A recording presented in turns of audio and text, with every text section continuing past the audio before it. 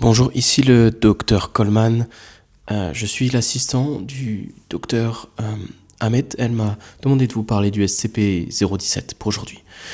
Procédure de confinement spéciale. SCP-017 est maintenu dans une cage en verre acrylique, suspendue au centre d'une pièce en béton mesurant 5,5 mètres de longueur sur 5,5 mètres de largeur. Et oui, il y a une hauteur de 4 mètres 27. Là, vous pouvez voir la photo sur mon écran.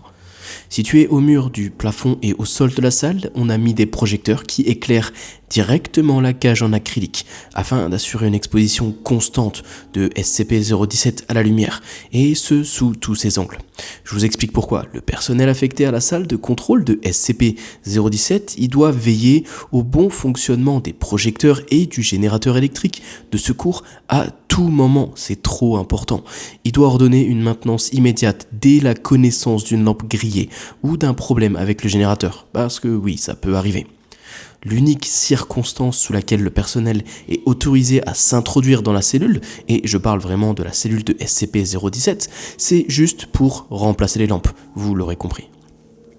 Le personnel qui entre dans la pièce d'ailleurs, ils doivent absolument porter une combinaison entièrement réfléchissante, et aussi ils doivent être avertis de ne pas se tenir devant les projecteurs fonctionnels.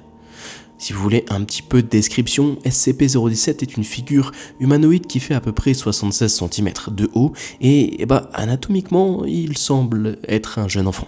Mais le truc, c'est qu'il n'y a aucun trait corporel discernable.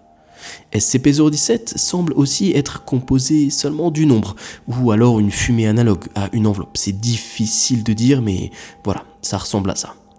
Il n'y a eu aucune tentative pour déceler un quelconque objet sous l'enveloppe, et on n'a pas réussi d'ailleurs, mais cette possibilité n'a pas été exclue, on ne sait pas.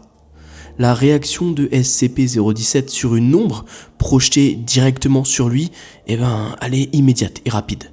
SCP-017 bondit sur l'objet qui projette l'ombre et l'enferme complètement dans son enveloppe. C'est trop flippant.